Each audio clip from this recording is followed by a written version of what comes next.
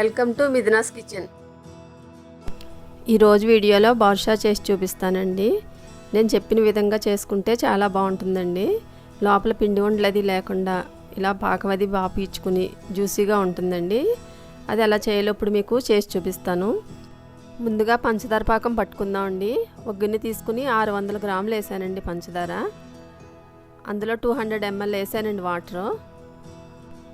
పంచదార అంతా బాగా కలుపుకుంటూ గులాబ్ జామ్ పాకంలా పట్టుకోవాలండి. పాకం ఎక్కువ ఉడకనివ్వకూడదు. రెడీ అయిపోయిందండి. ఇప్పుడు స్టవ్ ఆపేసుకుందాం. ఇప్పుడు ఇందులో యాలకుల పొడి వేస్తున్నానండి. ఒక 1/2 టీ స్పూన్ వేసాను. ఇది పక్కన పెట్టేసుకుందాం అండి. ఇప్పుడు పిండి కలుపుకుందాం అండి. ఒక గిన్నె తీసుకుని 1/2 కిలో వేసానండి మైదా.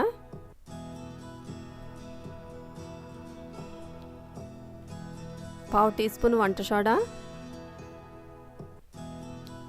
1/2 టీ స్పూన్ బేకింగ్ పౌడర్, 100 గ్రాములు నెయ్యి వేస్తున్నానండి. వేడి చేశాను అంతే, మరగనివ్వలేదు. బేకింగ్ సోడా, వంట సోడా ఇప్పుడు మొత్తం ఈ నెయ్యిలో వేసి బాగా కలుపుకోవాలండి ఒకసారి.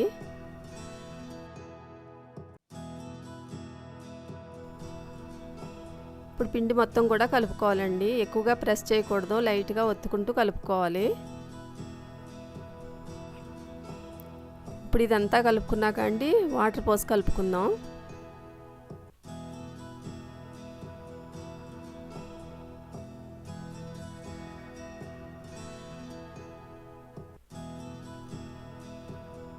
మనం చపాతీ పిండి కలిపినట్టు కలపకూడదండి అంత గట్టిగా. అలా ప్రెస్ చేసుకుంటూ కొంచెం లైట్గా అనుకుంటే కలుపుకోవాలి. నేను చూపించిన విధంగా అలా ఏళ్ల మధ్య నుంచి వచ్చేలా కలుపుకుంటే బాగుంటుందండి. నూనెలో వేయించినప్పుడు కూడా బాగా పొంగుతుంది పైకి, పాకం కూడా బాగా పీల్చుకుంటాయి. పిండి అంతా ఇలా కలిపేసుకోవాలండి.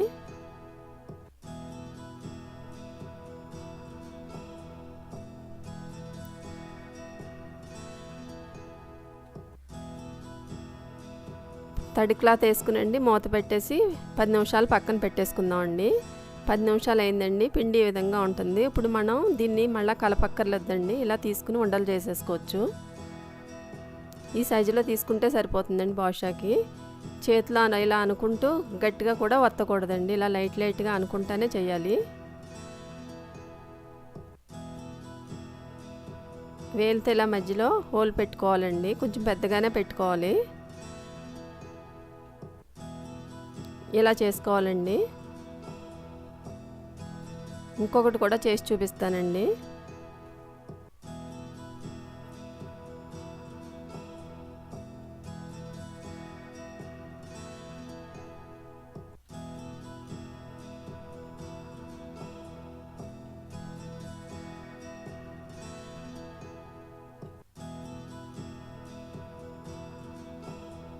మొత్తం అన్నీ ఇదే విధంగా చేసుకోవాలండి.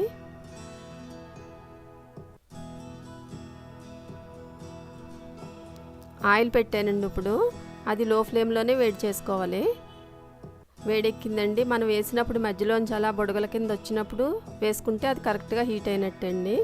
ఎక్కువ వేడైనట్టు అనిపిస్తే మీకు కొంచెం చల్లని నూనె పోసుకోవచ్చు. మొత్తం అన్నీ వేసుకునే వరకు స్టవ్ లోలో పెట్టుకోవాలండి. ఎన్ని పెడితే అన్ని వేసుకోవాలి. గరిటతో అలా అనుకుంటూ ఇప్పుడు స్టవ్ మీడియంలో పెట్టుకోవచ్చండి.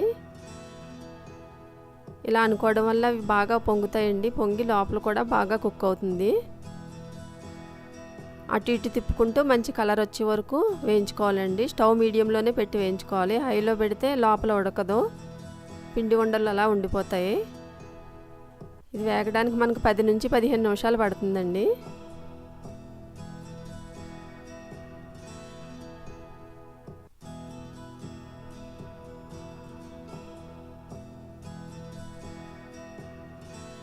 వేగిపోయినాయండి. ఇప్పుడు ఇవి ప్లేట్లోకి తీసేసుకుందాం.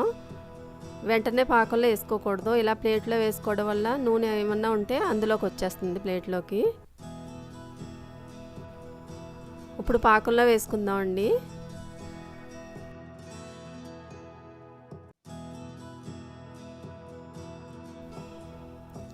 అన్నీ వేసుకున్నాక అటు ఇటు తిప్పుకోవాలండి. ఒక 10 నిమిషాలు పాకంలో ఉంచుకుంటే పాకం బాగా పీల్చుకుంటాయండి. 10 నిమిషాలు పాకంలో ఉంచాక ప్లేట్లోకి తీసేసుకోవాలండి. మీరు ట్రై చేసి చూడండి. నచ్చితే నా ఛానల్ని లైక్ చేయండి, షేర్ చేయండి, సబ్స్క్రైబ్ చేయండి.